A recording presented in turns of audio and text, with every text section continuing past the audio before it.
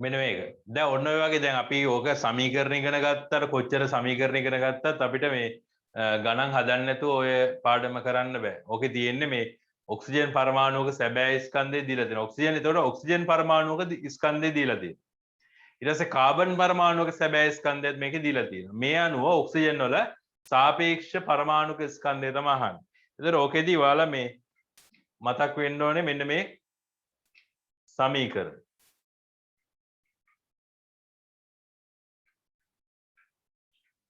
මෙන්න මේක. සාපේක්ෂ පරමාණුක ස්කන්ධය කියලා කියන්නේ මූලද්‍රව්‍ය පරමාණුක ස්කන්ධය බෙදන්න ඕනේ කාබන් 612 සමස්ථානිකයේ පරමාණුක ස්කන්ධයෙන් 12න් එකකින්. ඒ කියන්නේ 12න් එක ගුණ කිරීම කාබන් 612 සමස්ථානිකයේ පරමාණුක ස්කන්ධයෙන් බෙදන්න ඕනේ මූලද්‍රව්‍ය පරමාණුක ස්කන්ධය. එතකොට තමයි සාපේක්ෂ පරමාණුක ස්කන්ධය අපිට ලැබෙන්නේ. එතකොට මේකේ අහන්නේ ප්‍රශ්නේ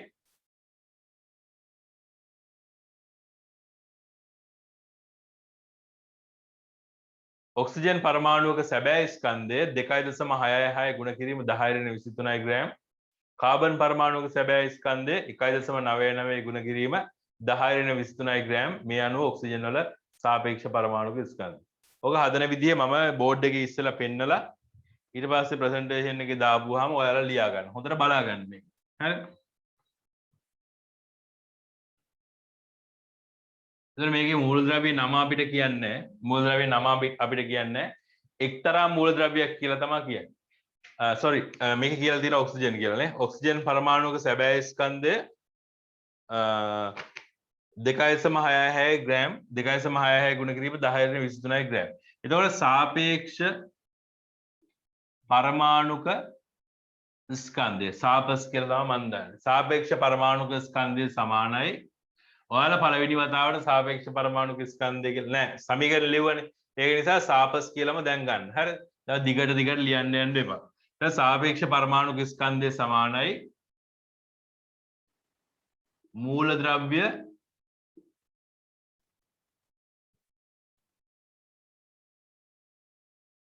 පරමාණුවේ ස්කන්ධය මූලද්‍රව්‍ය පරමාණුවේ ස්කන්ධය බෙදීම 12න් එක ගුණ කිරීම කාබන් 612 සමස්ථානිකයේ සමස්ථානික කියලා දාන්න ඕනේ පරමාණුවේ ස්කන්ධය.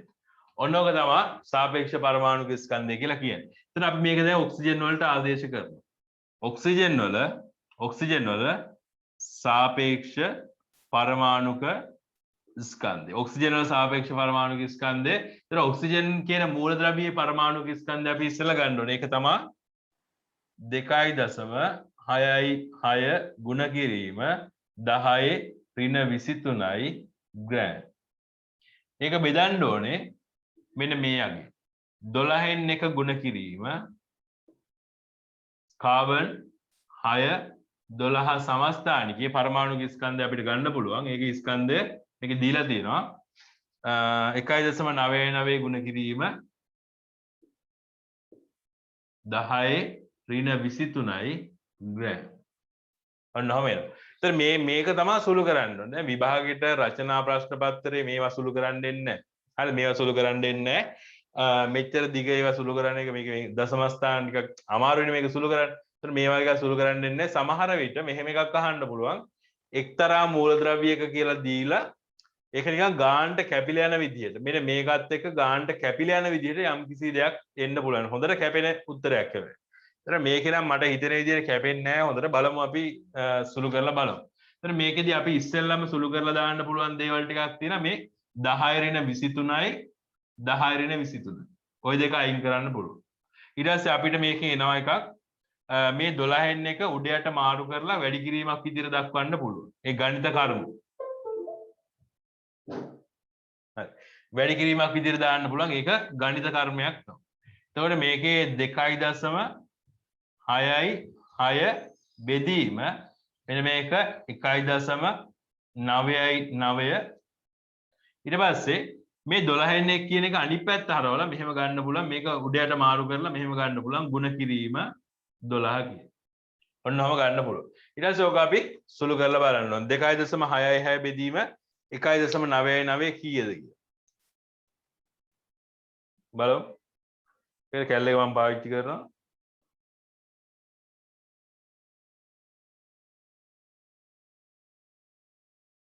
2.66 බෙදීම 1.99 1.99 එතකොට එනවා 1.3366 ඔහොම කියලා ගියක් අපි ඊට පස්සේ මේක ගන්නවා 1.33 කියලා මේක 1.33 කියලා ගන්න මේ අගේ 1.33 කියලා ගන්න. එතකොට අපිට මේක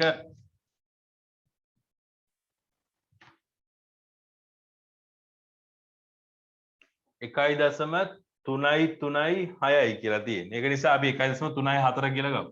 1.34 1.34 ගුණ කිරීම 12 කියලා තමයි. එතකොට ඒකේ උත්තරේ එනවා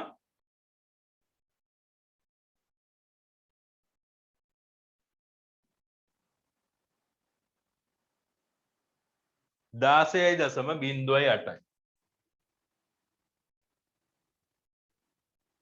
එතකොට ඔයාලට දැන් මෙතන තේරෙනවා මේ මෙන්න මේකත් තේරෙන්න ඕනේ. මේ බලන්න මේ මූලද්‍රව්‍ය පරමාණු ස්කන්ධ. ඒ කියන්නේ ඔක්සිජන් වල ස්කන්ධය තමයි මේ තියෙන්නේ. ඔක්සිජන් පරමාණු ස්කන්ධ. යටින් තියෙන්නේ කාබන් පරමාණු ස්කන්ධ.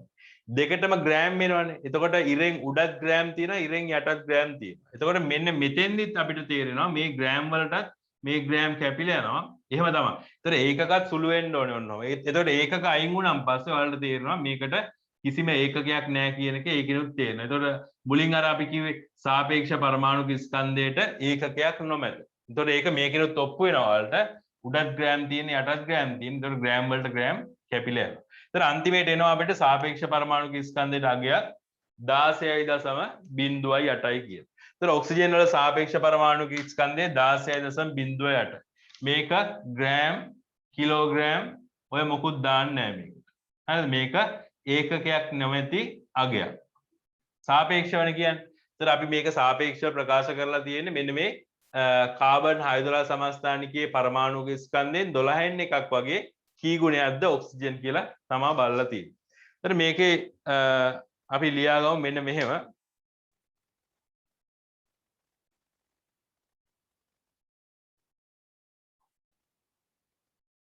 ඔන්න ඔය විදිහට ලියා ගන්න. ඕක ලියාගත්තාම ඇති. අපිට ආවේ 16.08යි කියලා නේ. පොතේ වලට දාලා තියෙන 16.02. කවන්නේ. 16.02යි කියලා ගන්න. ඒතර ඔක්සිජන් ඔන්න ඔය පිළිවෙලට තමයි යන්න ඕනේ. ඔක්සිජන් හි සාපේක්ෂ පරමාණු ස්කන්ධය සමානයි ඔක්සිජන් පරමාණු ස්කන්ධය බෙදීම 12න් එක ගුණ කිරීම කාබන් 612 පරමාණුක ස්කන්ධ. ඔය දැන් කෙටියෙන් යොදන්න ප්‍රශ්නයක් නැහැ. ඕ හි සාපස් කියලා දාන්න. ඊට පස්සේ පරමාණුක ස්කන්ධය කියන එකට පස් කියලා ගන්න. පස්. ඔක්සිජන් පස් කියලා ගන්න. ඒව අර හැබැයි ඉතින් ඔය අමතක වෙන්න බෑ මොනවද මේ පස් කියලා ඊට පස්සේ බලන්න බෑ. කොහොමද පොතේ පස් තියෙන්නේ කියලා බලන්න බෑ. හරියට ඒවා මතක තියෙන්න ඕනේ මොනවද කියලා.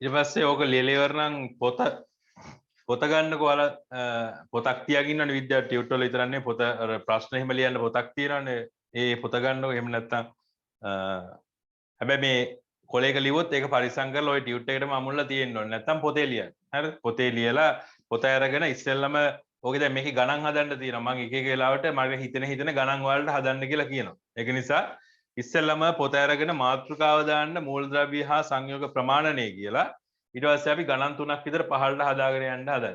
හරි? මම ඒවා ටයිප් කරලා නැහැ ගණන්. ඒ වුණාට මම කියන්නම් ඒතකොට ගණන් ලියා ගන්න. පොඩ්ඩයි ලියන්න තියෙන්නේ. හරි?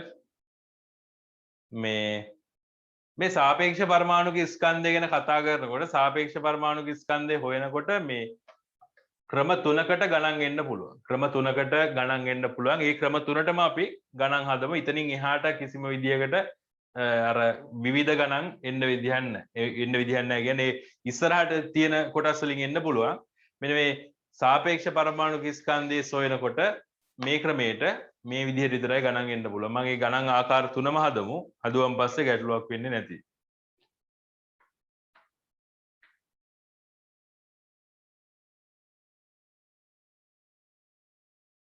හරි පොත අරගෙන මෙන්න මෙහෙම ලියන්නකො ලියලි අරක ලියලා ඉවරයි නේද? ලියලා ඉවර නැත්නම් මට කියන්න ආයෙ දාන්නම් ඈ. පොත අරගෙන මෙන්න මෙහෙම ලියන්න.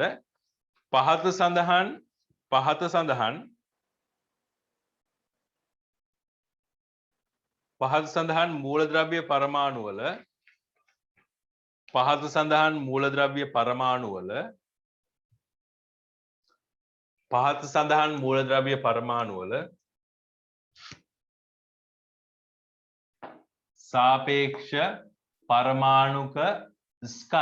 सापेक्ष परमाणुक स्कंदे सोयन्न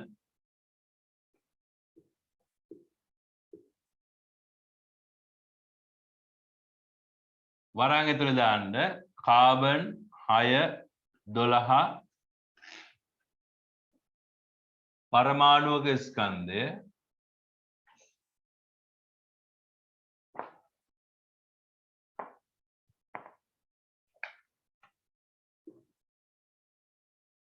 පරමාණුක ස්කන්ධය සමානයි 1.9 කියලා ගන්න 1.9 කියලා ගන්න එතනින් එහාට අය සුළු කරන්න අමාරු නිසා මම මෙහෙම දාන්නේ සුළු කිරීම පොඩ්ඩක් එහෙම වෙනවනේ 1.9 කියලා ගන්න 1.9 ගුණ කිරීම 10 ඍණ 23 ග්‍රෑම් 10 ඍණ 23යි ග්‍රෑම් එතකොට මේක එක දත්තයක් ওই ගානට අවශ්‍ය කරන මේ ගානට අවශ්‍ය කරන එක දත්තය ඊට පස්සේ මෙන්න මේවා තමයි මේ පරමාණු ටික පළවෙනි එක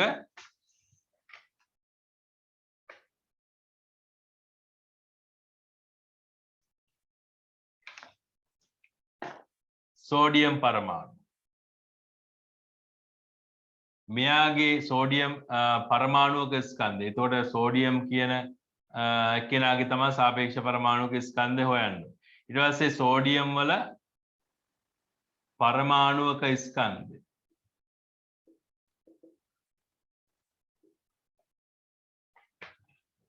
කලින් දීලා තියෙනනේ මේකේ අපි මෙහෙම ගමු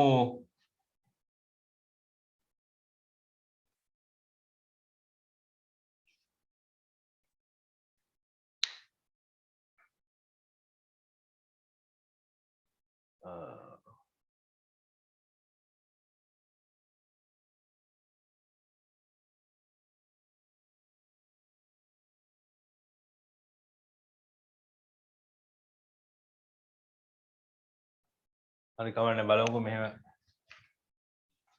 පොතේ තියෙන අගේම ගමු. සෝඩියම් පරමාණුක ස්කන්ධය 3.8යි කියලා ගමු. 3.8යි ගුණ කිරීම 10 ඍණ 23යි ග්‍රෑම්. එතකොට සෝඩියම් පරමාණුක ස්කන්ධය 3.8 ගුණ කිරීම 10 ඍණ 23යි ග්‍රෑම්. ඊට පස්සේ අපි බලමු දෙකක් ගැන බලමු. දෙකක් බලපුවාම ඇති. ඊටුන් එහාට ආයි බලන්න අවශ්‍ය නැහැ.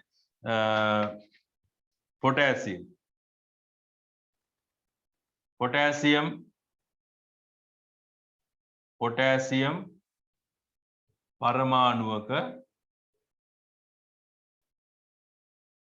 ස්කන්ධය සමානයි 6.4යි sorry 6.4 විතරක් ගන්න 6.4 ගුණ කිරීම 10 ඍණ 23යි ග්‍රෑම්.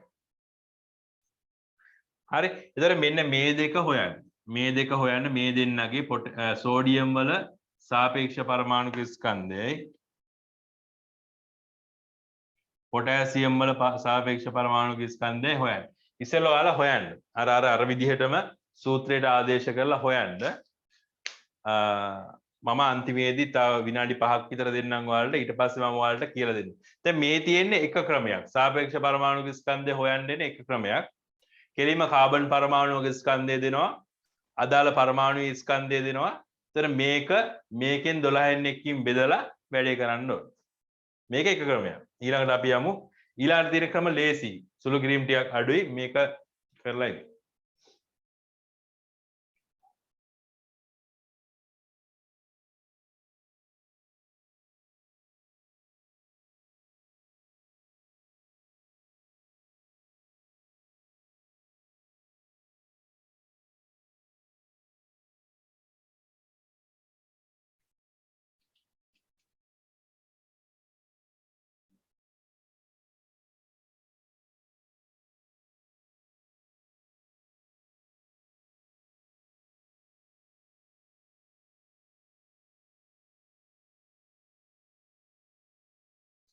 සාමාන්‍යයෙන් මේ සෝඩියම් වලට එන්න ඕනේ 23කට ආසන්න ගාන 23 ගානක් හරි 22 ගානක් ඔන්නම තමයි එන්නේ. පොටෑසියම් වලට සාමාන්‍යයෙන් එන්න ඕනේ 39ක් විතර අන්න එහෙම ගානක් තමයි එන්න ඕනේ. මේ දීලා තියෙන දත්ත හරිනම්.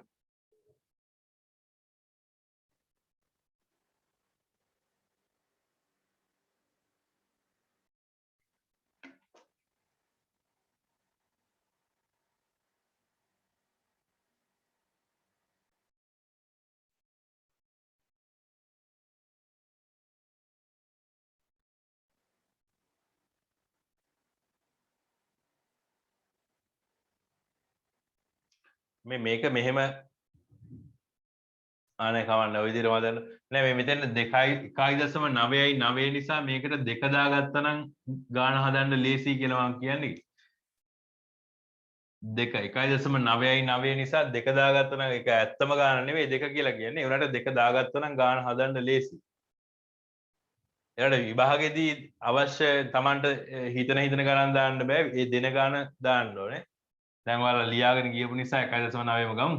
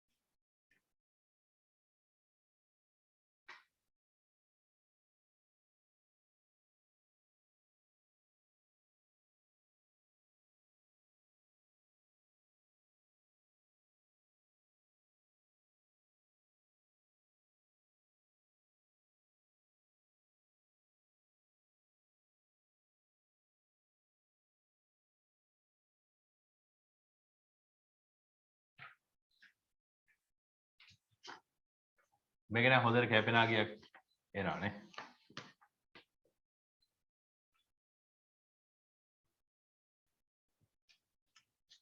පළවෙනි එකේ හොඳට කැපෙන අගයක් කියලා මේ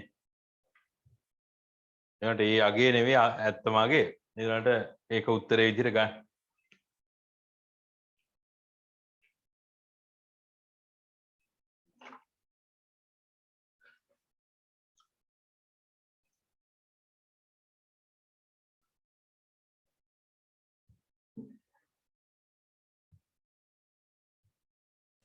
සර් 40 ඉවරයි.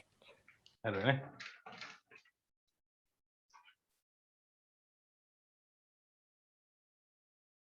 පළවෙනි එකට කීයද ආයේ උත්තර?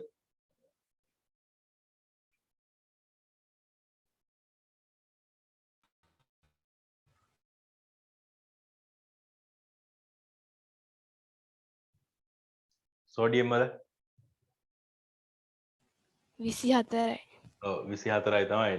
ඒකට ඔක 24යි නෙවෙයි සෝඩියම් වල 23යි දශම ගාණක් මට මතක විදියට 23යි 23යි මට මතක විදියට ඒ වුණාට ඔය ගානට ඔක හැදුවට කමන්නේ ඒවට ඒවා මතක තියාගන්න නෑ කොහොමද? ඒ කියන්නේ මේ දැන් මේකේ අපි පරමාණු වල ස්කන්ධ ඊට පස්සේ එකක් කියන්න ඕනේ ඉස්සෙල්ලා මේ පරමාණු වල ස්කන්ධ එකක්වත් මතක තියාගන්න එපා. මම මතක තියාගන්න අවශ්‍ය දේවල් මතක තියාගන්න කියලා කියනවා. මේ කිසිම දේවල් වල එක දෙයක අංකයක් මතක තියාගැනීමේ අවශ්‍යතාවයක් නැහැ. හරි? කිසිම දෙයක අංකයක් මතක තියාගන්න එපා. ඒ විභාගයට අහන්න.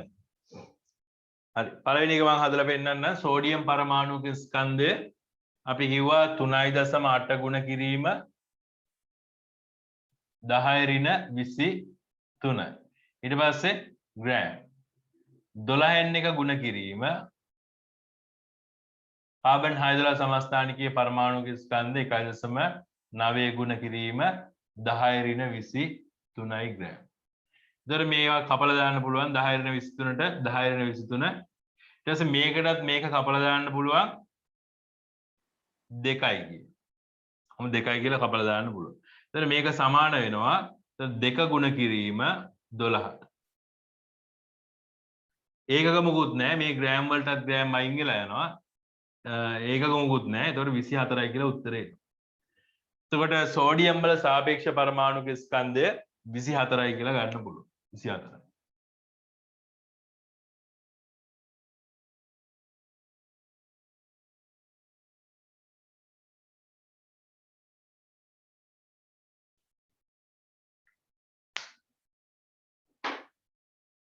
ඊළඟට බලමු පොටෑසියම්.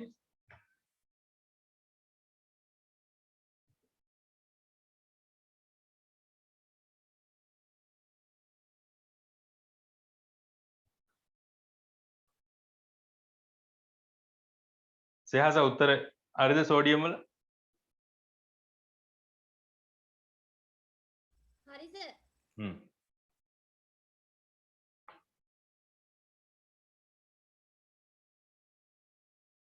පොටෑසියම් වල සාපේක්ෂ පරමාණුක ස්කන්ධය හොයනකොට දෙවෙනි එක පොටෑසියම් හි සාපේක්ෂ පරමාණුක ස්කන්ධය සමානයි පොටෑසියම් පරමාණුක ස්කන්ධය බෙදීම 12න් එක ගුණ කිරීම කාබන් 612 පරමාණුක ස්කන්ධය. එතන ඔන්න ඔය විදිහට ගන්න පුළුවන්.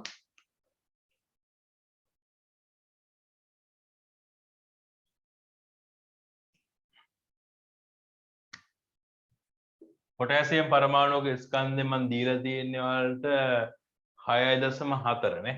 6.4. පොටෑසියම් පරමාණුක ස්කන්ධය 6.4 ගුණ කිරීම 10 ඍණ 23යි ග්‍රෑම්. ඊට පස්සේ 12න් එක ගුණ කිරීම කාබන් 612 සමස්ථානිකයේ පරමාණුක ස්කන්ධය 1.9 ගුණ කිරීම 10 ඍණ 23යි ග්‍රෑම්.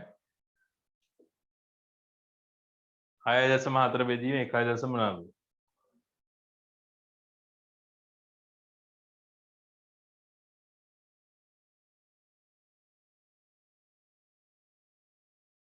3.36 කියලා තමයි එන්නේ නේ. ඒතකොට 3.0 ඔව් 3.36ද 9 6 ගුණ කිරීම 12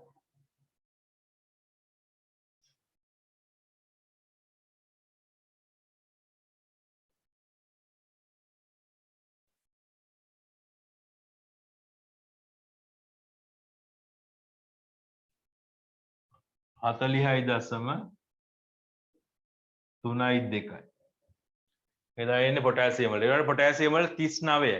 39යි තමයි හරිම අගේ. හරියටම එන අගේ 39. එතකොට ඕක එක ක්‍රමයක්. ඔය එක ක්‍රමයක් සාපේක්ෂ පරමාණුක ස්කන්ධය හොයන්න. කියන්නේ අපිට කෙලින්ම පරමාණු ස්කන්ධය ගන්න පුළුවන්.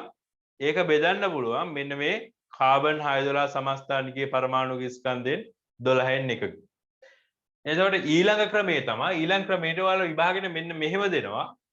කාබන් 612 සමස්ථානිකයේ පරමාණුක ස්කන්ධයෙන් 12න් එකක් කියලා කියන්නේ අර පරමාණුක ස්කන්ධ ඒකකයනේ නේද? පරමාණුක ස්කන්ධ ඒකකය තමයි මේ කියන්නේ. ඉතින් සමහර වෙලාවට විභාගයට දෙනවා පරමාණුක ස්කන්ධ ඒකකයගේ කෙලින්ම දෙනවා. පරමාණුක ස්කන්ධ ඒකකයගේ කෙලින්ම දෙනවා.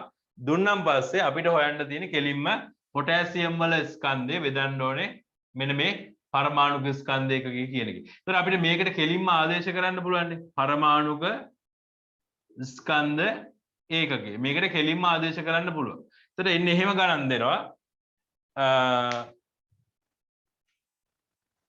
මෙන්න මේක ලියා ගන්නකො මේ ගන්න.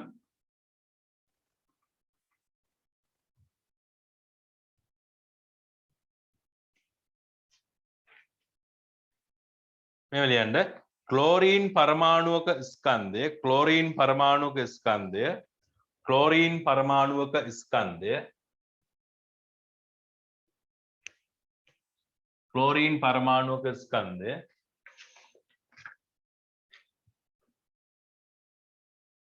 5.9 ගුණ කිරීම 10 ඍණ 23 වේ.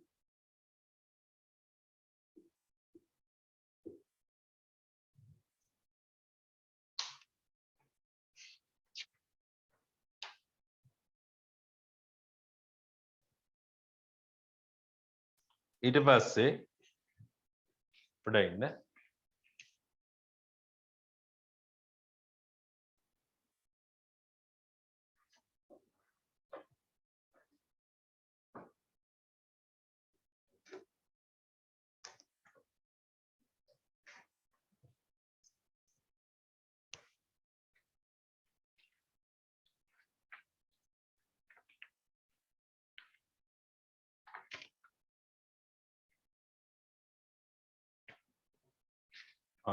ඊට පස්සේ යටින් ලියන්න මම දුන්නේ මොකද්ද පරමාණුව ක්ලෝරින් නේ ක්ලෝරින් පරමාණුක ස්කන්ධය 5.9 ගුණ කිරීම 10 ඍණ 23යි ග්‍රෑම් වේ.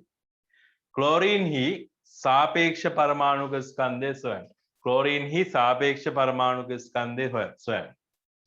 ඊට පස්සේ ක්ලෝරින් හි සාපේක්ෂ පරමාණුක ස්කන්ධය සොයන්න. ඊට පස්සේ වරහන් ඇතුලේ දාන්න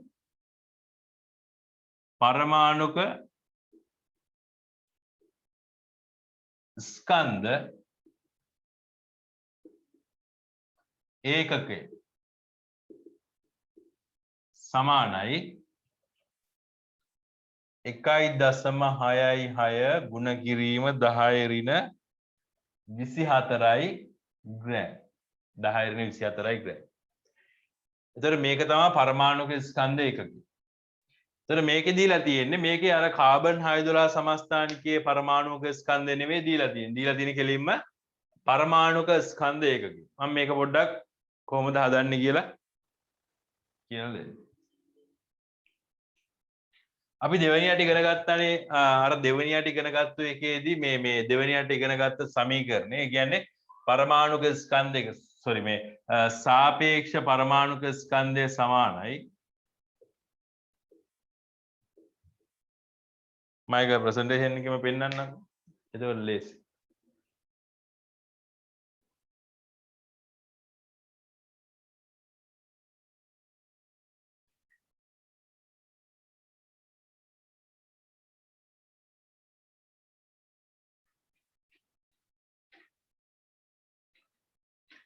මේකනේ සාපේක්ෂ පරමාණු ස්කන්ධය කියලා කියන්නේ. මේකේ අර ඉරෙන් යට කොටස. ඒ කියන්නේ කාබන් 612 සමස්ථානිකයේ 12න් එකක් කියන එක සමාන වෙනවා. මෙන්න මේ කොටස සමාන වෙනවා පරමාණුක ස්කන්ධ එකකේ. කියන්නේ පරමාණුක ස්කන්ධ ඒකකයේ. ඊට පස්සේ ඒක නිසා සාපේක්ෂ පරමාණුක ස්කන්ධයට අපි මෙන්න මෙහෙම සමීකරණයක් ලියන්න පුළුවන්.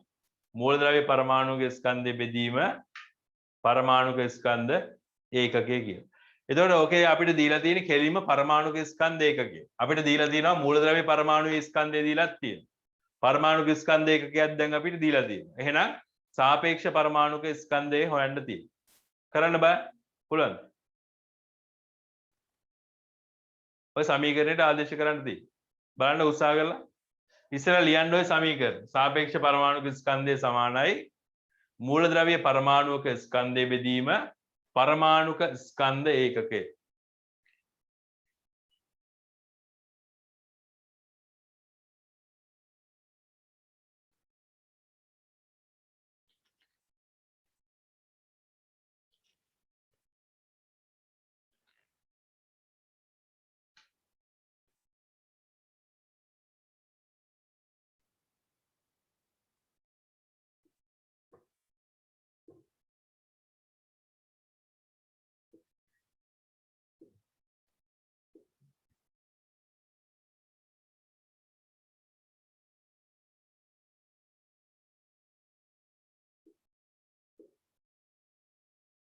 එකයිසම 6යි 6ම ඕනේ එකයිසම 6ට ගත්තාම ඇති ඈ නැත්නම් හොදන්න අමාරු වෙනවා. ඊට පස්සේ 1.6 ගුණ කිරීම 10 ඍණ 24යි ග්‍රෑම්.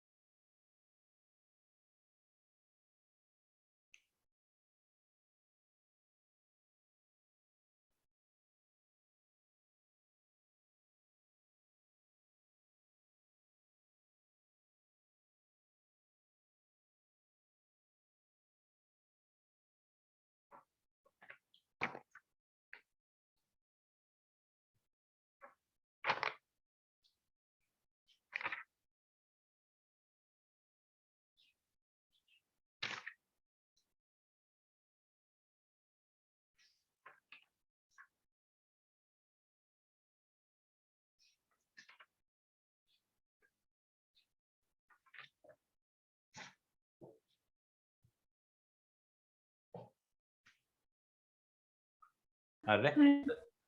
එතකොට මෙන්න මේ වගේ අගයක් තමයි කීයේ වගේ දාවේ?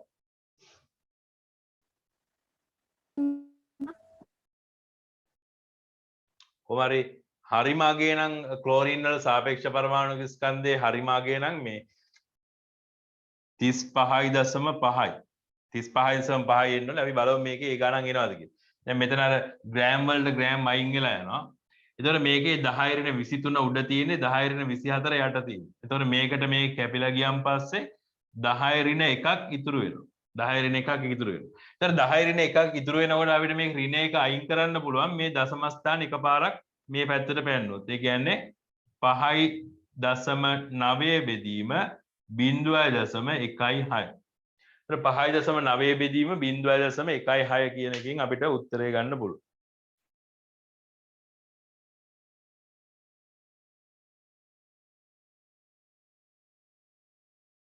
36.8ක් එනවා නේ. 36.8ක් හරි ගාන වෙන්න ඕන 35.5යි. ඒ වුණාට අපි අර සුළු කිරීමේ පහසුව සඳහා මේ එක එක දශම ස්ථාන එහෙම අඩු කරලා තියෙනවා. ඒක නිසා අන්තිමට අපිට ආපු උත්තරේ මට දැන් ඇවිල්ලා තියෙන්නේ 36.87. 8.5.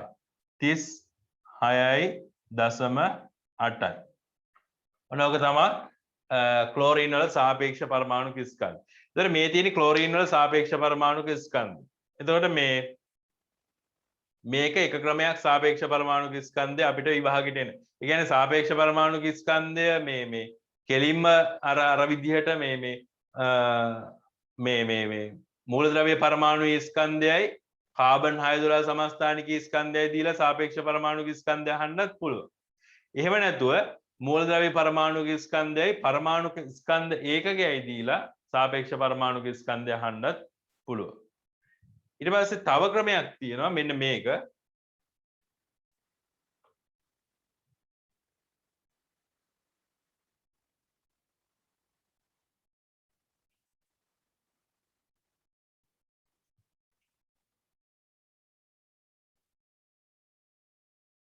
මේකෙන්ම තව එකක් හදමුද අපි? මේකෙන්ම තව එකක් හදලා ගියා නේද?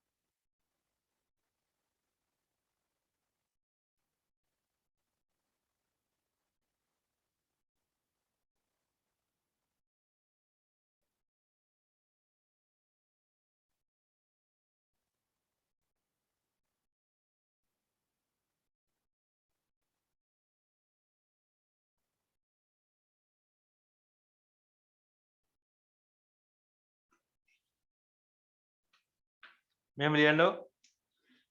හීලියම් පරමාණුක ස්කන්ධය හීලියම් පරමාණුක ස්කන්ධ He. හීලියම් පරමාණුක ස්කන්ධය